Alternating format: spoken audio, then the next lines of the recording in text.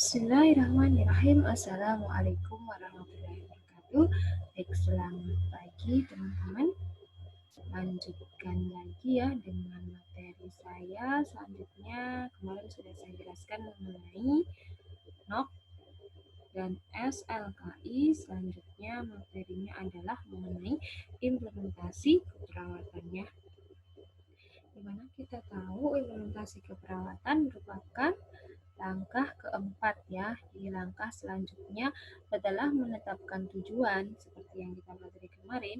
Selanjutnya adalah melakukan intervensi. Dilaksanakan intervensinya seperti apa? Dalam hal dokumentasi atau pelaksanaan asuhan keperawatan, implementasi ini harus berdasarkan intervensi. Jadi setelah kita menyusun banyak intervensi, maka kita bisa melaksanakan implementasi berdasarkan dari intervensi yang sudah ditulis atau sudah direncanakan. Tapi tentunya yang namanya rencana tidak semuanya bisa diimplementasikan atau tidak bisa dilakukan. Oke, lanjut. Jadi kita akan membahas tahap-tahap implementasi seperti apa dan tipe dari implementasi keperawatan. Sebelumnya kita kupas kembali atau kita pelajari kembali apa yang dimaksud dengan implementasi.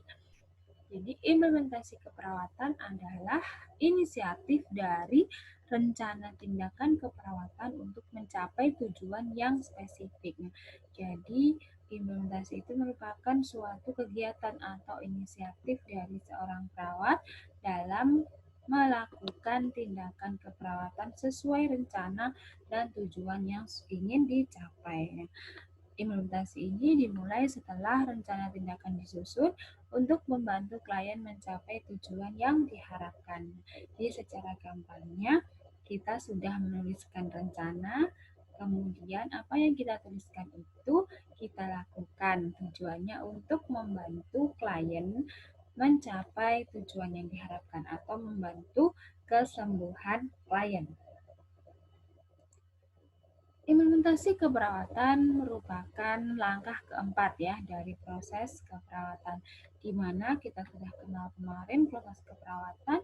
Yang pertama adalah pengkajian, kemudian diagnosa keperawatan, intervensi keperawatan, dan yang keempat adalah implementasi keperawatan. Nah, ini merupakan langkah keempat dari proses keperawatan yang dilaksanakan perawat secara konkret. Jadi pelaksanaannya secara nyata pada klien berdasarkan hasil pengkajian dan penentuan diagnosa. Makanya saya ulang kembali, ketika kita salah menuliskan diagnosa dan salah dalam menuliskan intervensi, maka akan berdampak pada implementasi yang akan kita lakukan. Semuanya akan salah sampai ke belakang kalau dari depannya sudah salah atau kurang tepat. Kenapa sih kita harus melakukan implementasi ini?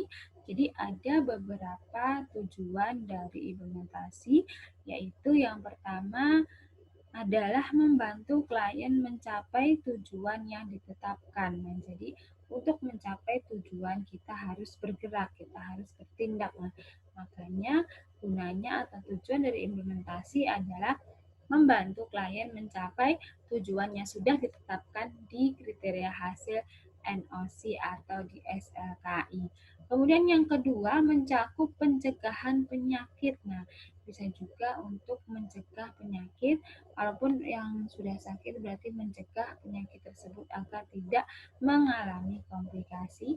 Kemudian yang ketiga, mencakup pemulihan kesehatan. Nah, jadi tujuannya untuk memulihkan kesehatan pasien. Misalnya pasien sudah dirawat di rumah sakit, kemudian pulang, dikontrol, itu juga masih dalam tanggung jawab implementasi. Kemudian memfasilitasi coping klien. Nah, jadi bagaimana sih coping klien dalam menghadapi masalahnya, ini bisa difasilitasi dengan implementasi. Kemudian mencakup peningkatan kesehatan. Jadi kita tahu sendiri lingkup atau ruang lingkup keperawatan adalah preventif, kemudian kuratif, rehabilitatif gitu ya. Jadi mencegah, kemudian mengobati dan memulihkan atau rehabilitasi, dan kalau bisa meningkatkan kesehatan promotif ya. Nah, ada berapa tahap dalam tindakan keperawatan? Jadi kalau kita melihat secara umum tahapan-tahapan tindakan keperawatan itu ada 3 tahap ya. Yang pertama tahap 1 yaitu persiapan, kemudian tahap 2 intervensi, tahap ketiga dokumentasi. Tahap kedua ini merupakan intervensi ini maksudnya adalah tindakan-tindakan apa saja yang harus dilakukan pada saat intervensi. Tahap pertama yaitu persiapan. Jadi apa saja yang harus dipersiapkan perawat sebelum kita melakukan implementasi ke pasien. Nah, jadi jangan sampai kita itu melakukan implementasi tanpa ada persiapan, karena semua hal yang dilakukan agar mencapai hal yang maksimal atau hasil yang optimal, kita harus melakukan persiapan-persiapan terlebih dahulu.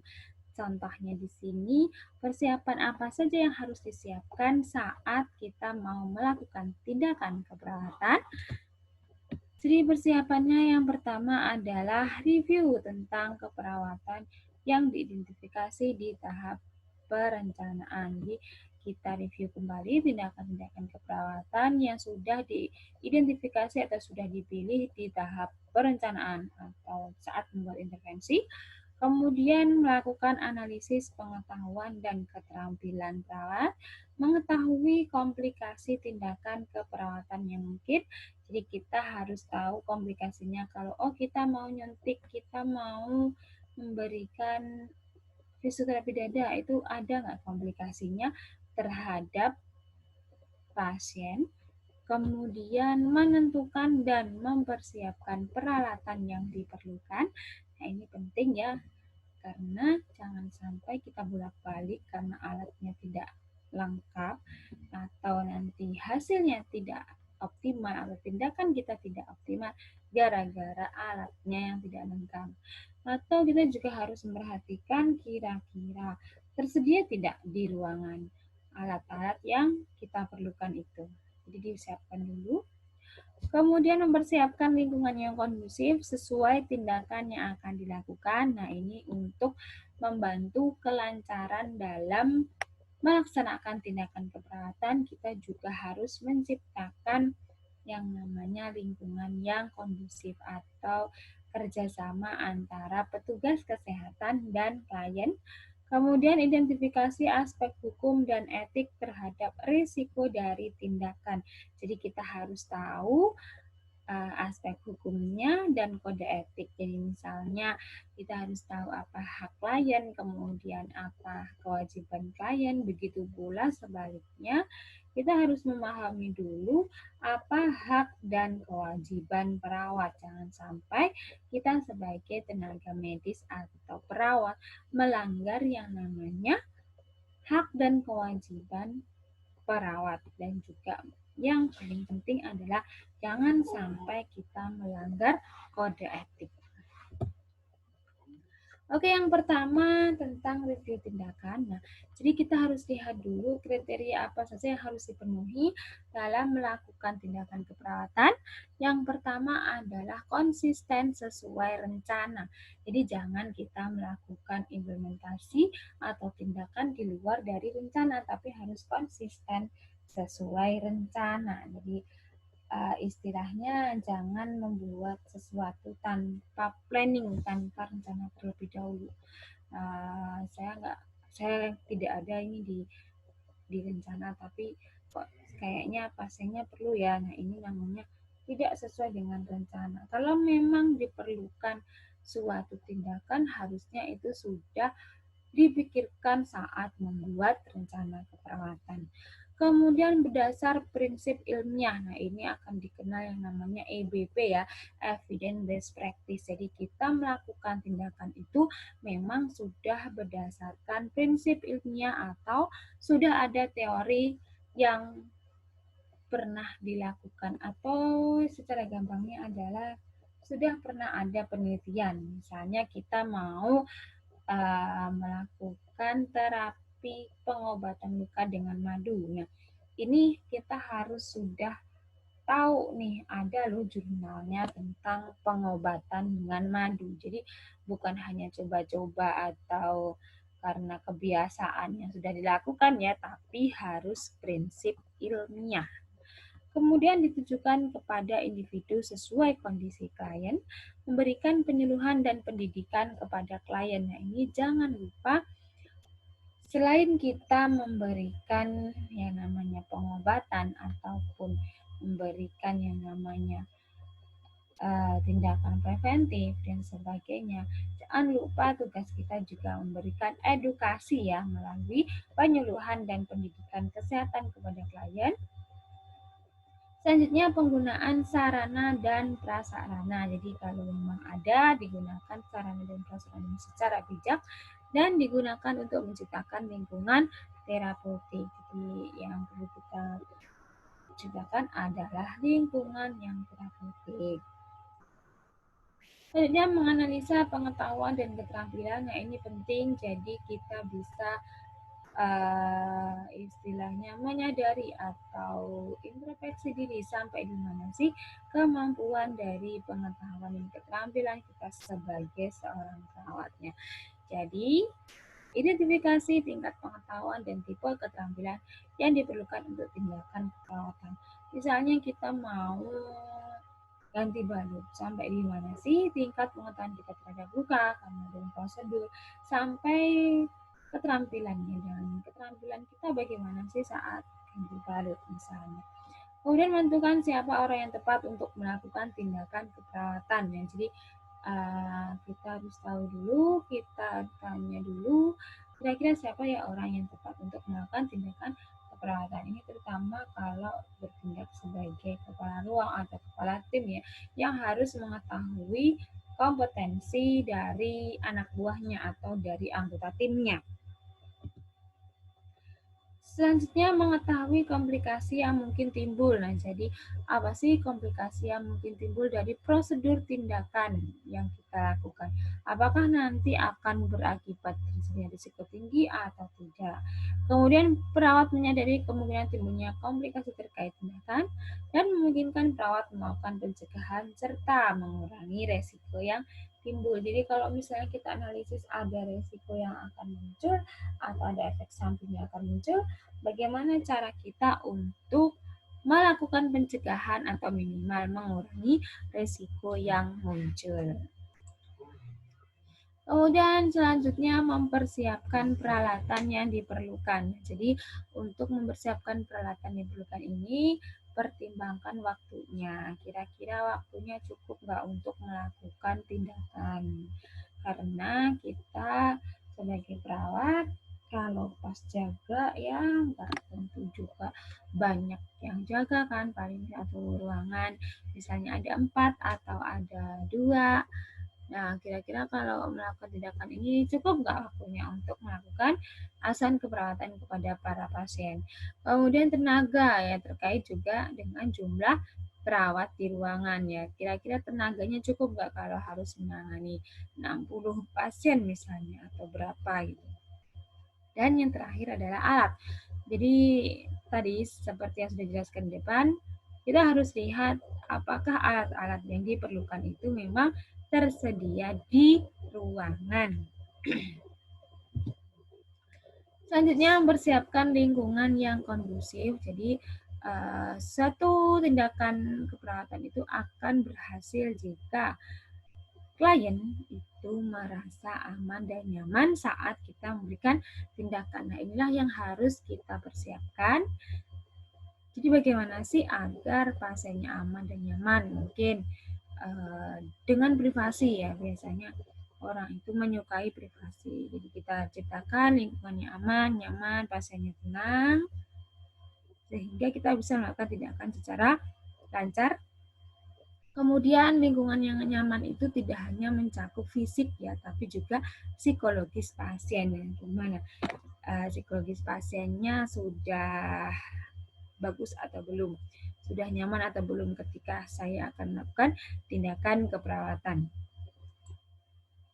Nah, ini yang terakhir, mengidentifikasi aspek hukum dan etik. Jadi pelaksanaan tindakan keperawatan harus memperhatikan unsur-unsur hak dan kewajiban klien, kemudian perawat, kode etik keperawatan, serta hukum keperawatan. Jadi kita harus tahu, kita harus searching dulu gimana sih undang-undang keperawatan, kemudian hak dan kewajiban klien, serta perawat itu seperti apa, kode etik perawat itu seperti apa.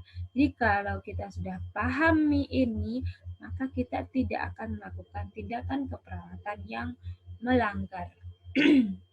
Tentu kita bisa atau pernah dengar kasus-kasus di mana terjadi seperti malpraktek ya, atau kelalaian petugas kesehatan, misalnya perawat lalai dalam melaksanakan tugasnya.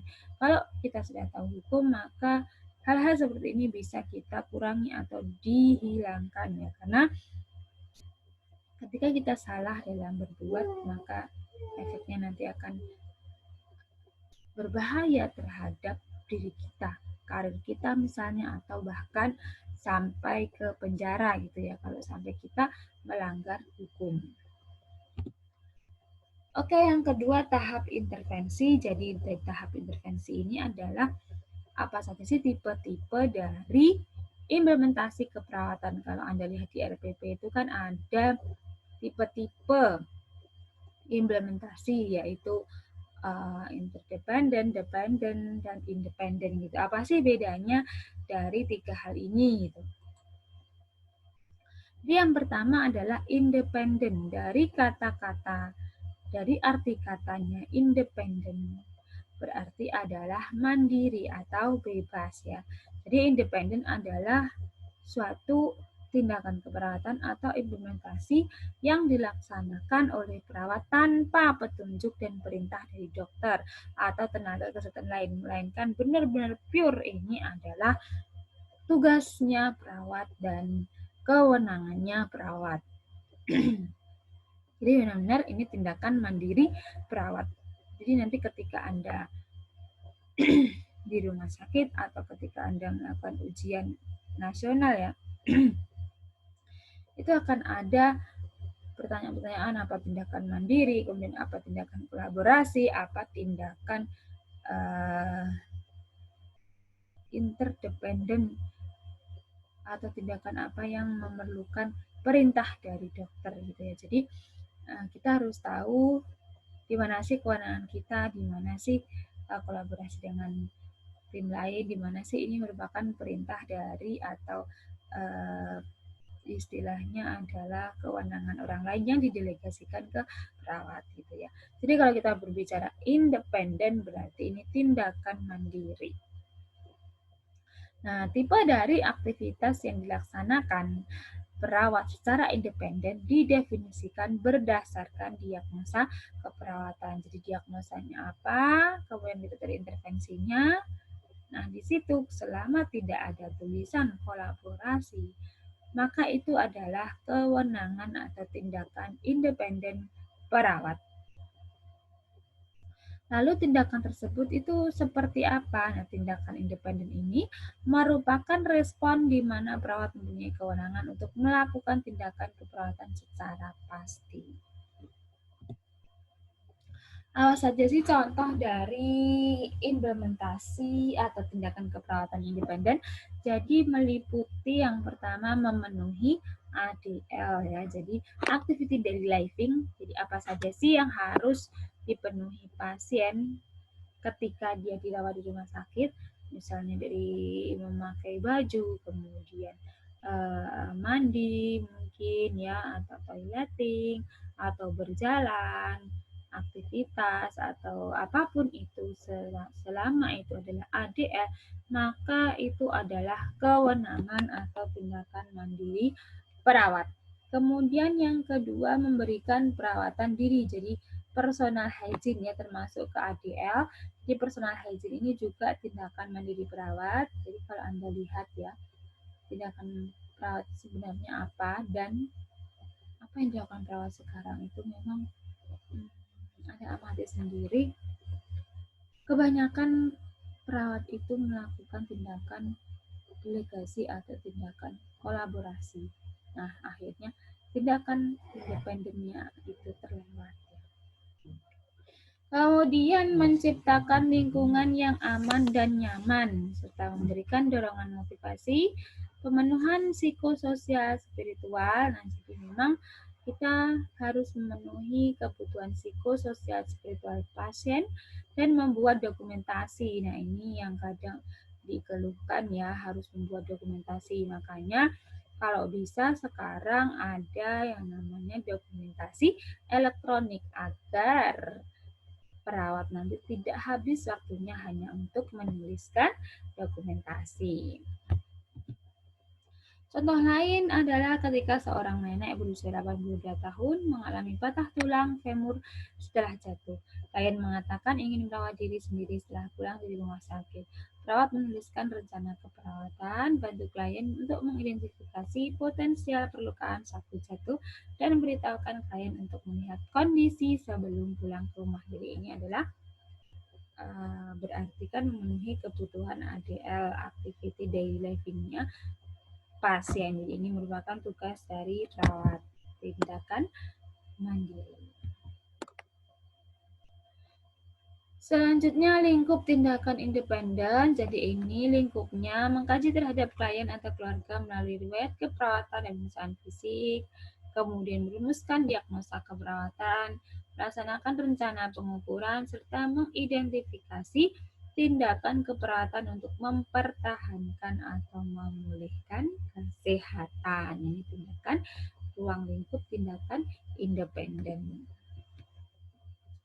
Kemudian merujuk kepada tenaga kesehatan jika ada indikasi dan diizinkan oleh tenaga keperawatan yang lain. Jika memang kita membutuhkan yang namanya kolaborasi, maka kita perlu merujuk kepada tenaga kesehatan lain. Tapi tetap ini masih dalam kewenangan kita saat kita memutuskan untuk merujuk atau tidak. Selanjutnya, partisipasi dengan customer atau tenaga kesehatan lain dalam meningkatkan mutu pelayanan serta mengevaluasi respon klien terhadap tindakan keperawatan dan medis. Nah, jadi seperti apa sih respon atau tanggapan klien terhadap tindakan keperawatan yang kita berikan? Tipe-tipe tindakan independen keperawatan, jadi tipenya ada banyak ya, tadi sudah dijelaskan secara umum, ini diklasifikasikan atau dikelompokkan. Jadi tipe tindakan independen ada yang pertama diagnostik, kemudian terapeutik, edukatif, serta merujuk. Apa itu diagnostik? Ya, meliputi wawancara, kemudian observasi dan pemeriksaan fisik, serta pemeriksaan lab yang paling sederhana, misalnya membaca hasil, ya.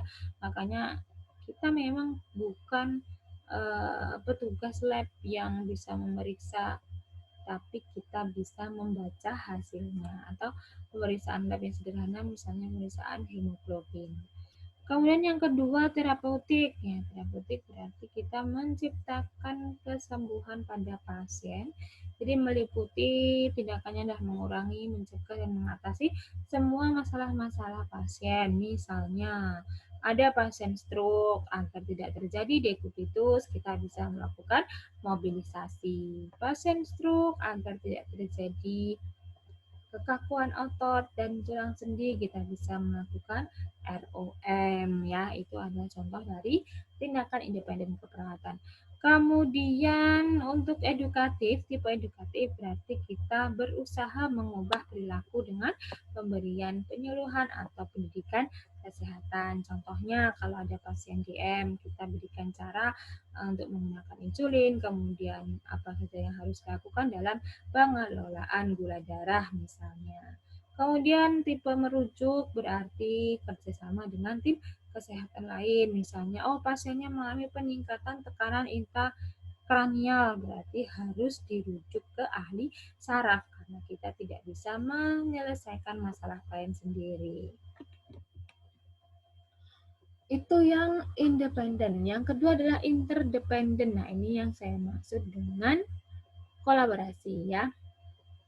Jadi, apakah interdependen, yaitu tindakan perawat yang dilakukan berdasarkan kerjasama dengan tim kesehatan lain. Nah, kegiatan yang merupakan kerjasama dengan tenaga lain, misalnya dengan tenaga sosial, atau dengan ahli gizi, fisioterapi, atau dengan dokter. Nah, semua kerjasama atau kolaborasi dengan tim kesehatan lain berarti itu namanya interdependen atau collaboration implementation.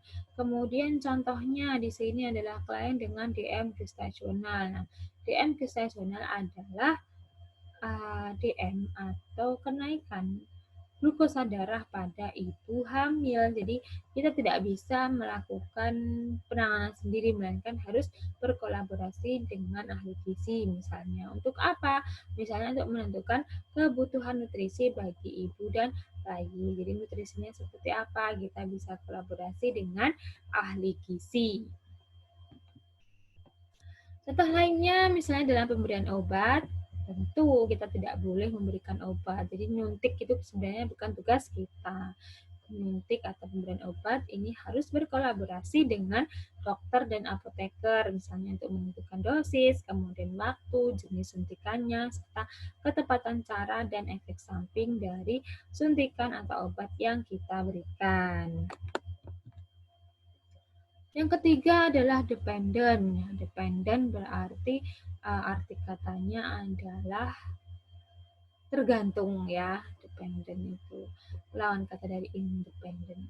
Dependent adalah tindakan keperawatan atau implementasi yang berhubungan dengan pelaksanaan rencana tindakan medis. Nah, tindakan ini menandakan suatu cara di mana tindakan medis dilaksanakan. Contohnya, ketika dokter menuliskan perawatan kolostomi, maka tindakan keperawatannya adalah mendefinisikan perawatan kolostomi berdasarkan kebutuhan individu atau klien. Jadi ini kenapa disebut dependen atau tergantung? Karena ini yang menentukan adalah dokter. Misalnya setelah bedah kolostomi misalnya, kemudian dokter menuliskan perawatan kolostomi, maka itu yang namanya tindakan dependen, kita merawat luka kolostomi.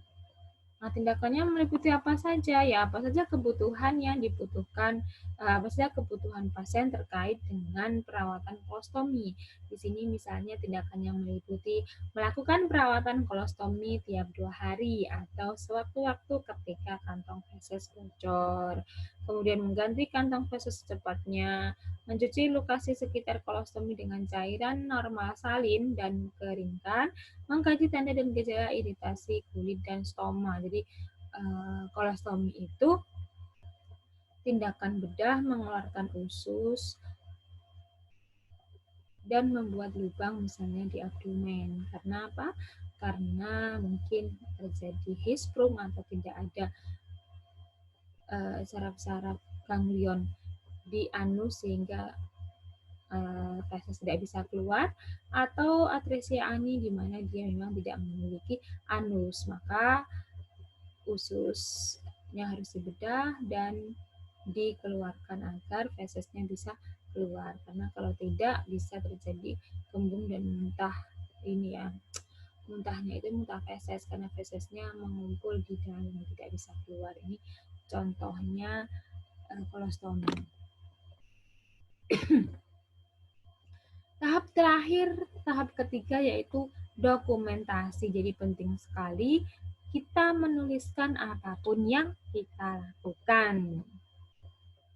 Jadi implementasi harus diikuti oleh pencatatan yang lengkap dan akurat terhadap suatu kejadian dalam proses keperawatan. Apa saja yang kita lakukan, kemudian siapa yang melakukan, tanda tangan, bahkan kita harus menuliskan jika terjadi efek samping atau istilahnya kejadian-kejadian yang mengikuti implementasi yang kita lakukan.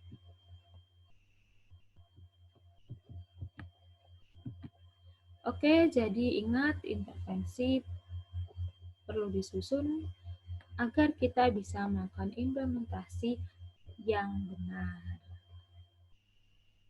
Nah, tambahan lagi, gimana sih tahap-tahap kita melakukan implementasi? Sesuai dengan ilmu komunikasi yang sudah Anda dapatkan kemarin ya, tahap implementasi itu ada 3 ya. Kemarin kan kita sudah belajar 3 hal ya tahap implementasi ya. Yang pertama adalah fase orientasi, kemudian yang kedua fase kerja, yang ketiga adalah fase terminasi.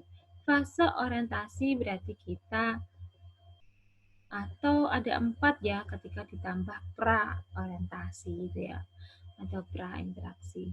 Jadi kita harus siapkan dulu, kita baca rekam medis, kita siapkan alatnya.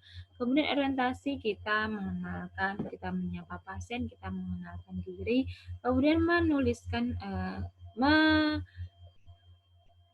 menyampaikan tujuan, kemudian prosedur, tindakan dan kontrak waktu.